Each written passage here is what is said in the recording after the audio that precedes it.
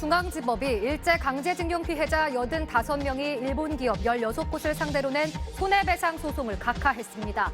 피해자들의 청구권이 한일 청구권 협정 적용 대상이라는 건데 3년 전 다른 강제징용 피해자 4명의 손해배상 청구를 받아들인 대법원 판결과 정반대되는 결과입니다. 대기업 등에서 일하는 20대 약 2만 명이 접종 순서가 아님에도 화이자 백신 접종을 예약한 것으로 드러났습니다. 방역 당국이 대상자 명단을 사전 예약 시스템에 잘못 입력해 발생했습니다. 민주당 소속 국회의원 12명의 부동산 거래와 보유 과정에 위법 의혹이 있다고 국민권익위원회가 밝혔습니다. 성추행 피해 신고 뒤 극단적인 선택을 한 공군 A 중사의 유족 측이 사건 초기 변호를 맡았던 국선 변호사를 직무유기 등의 혐의로 고소했습니다. 잠시 후 8시 뉴스에서 뵙겠습니다. 다음 소식입니다. 산업부 산하기관의 한 간부가 부하 직원들에게 수년간 폭언과 성추행을 일삼아 징계를 받았습니다. 피해 직원들은 그동안 회사가 가해 사실을 묵인하다 뒤늦게 솜방망이 징계를 내렸다고 주장하고 있습니다. 최선길 기자입니다. 고 손정민 씨 사건과 관련해 그날 함께 있었던 친구를 둘러싸고 각종 의혹이 불거졌죠. 주로 유튜브와 온라인 커뮤니티를 중심으로 무분별하게 퍼졌는데 친구 측이 본격적인 법정 대응에 나섰습니다. 그러자 잘못을 인정한다며 선처해달라는 요청이 쏟아지고 있습니다. 김민정 기자입니다. 국민의힘 당대표 등을 뽑는 당원 투표가 오늘부터 시작됐습니다. 당권 경쟁이 막판으로 가면서 후보들 간 신경전은 점점 더 과열되고 있는데 그만큼 주고받는 말들도 험해지고 있습니다. 이현영 기자의 보도입니다. 여권 대선 주자인 이재명 경기지사가 자신의 대표 정책인 기본소득을 예찬하면서 특히 노벨상 수상자를 인용했는데 이를 시작으로 논쟁이 뜨겁습니다.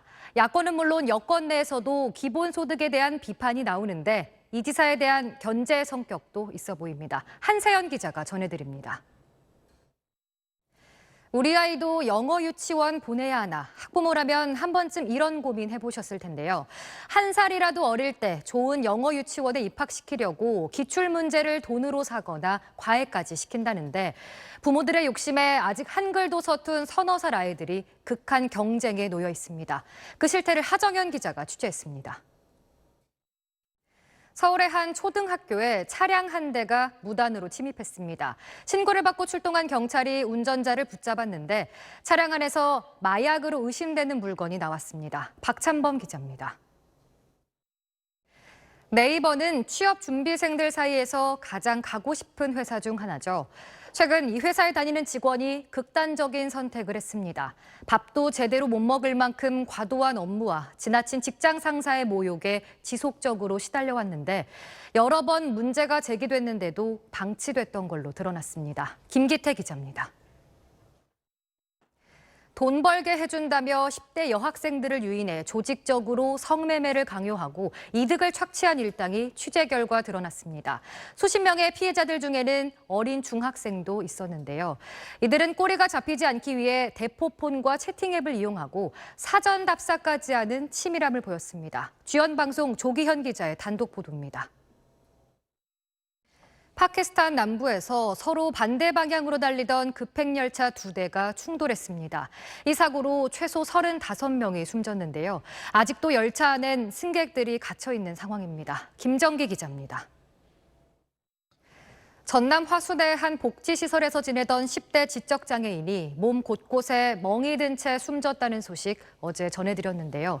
해당 시설은 시설에 들어오기 전 숨진 장애인의 부모에게 시설 생활 중 숨져도 어떤 책임도 묻지 않는다는 입소 계약서를 받아낸 걸로 드러났습니다. KBC 이준호 기자가 보도합니다. 수출이 호조를 보이면서 경기 회복에 대한 기대감이 커지고 있는데요. 그런데 대기업 중심의 수출이 나아졌을 뿐 중소기업들은 오히려 힘들다고 하소연하고 있습니다. 중소기업들이 겪고 있는 어려움을 한상우 기자가 취재했습니다. 양현석 전 YG 엔터테인먼트 대표가 자신의 소속사 가수의 마약 투약 사실을 진술한 제보자를 회유 협박한 혐의로 재판에 넘겨졌습니다. 서울중앙지검 강력범죄 형사부는 소속 가수 BI의 마약 혐의를 제보한 한모 씨를 회유 협박한 양 전 대표를 보복 협박 혐의로 불구속 기소했습니다. 검찰은 양 전 대표를 기소하면서 BI도 마약류를 구매하고 투약한 혐의로 함께 재판에 넘겼습니다. 8시 뉴스 마칩니다. 시청해주신 여러분 고맙습니다.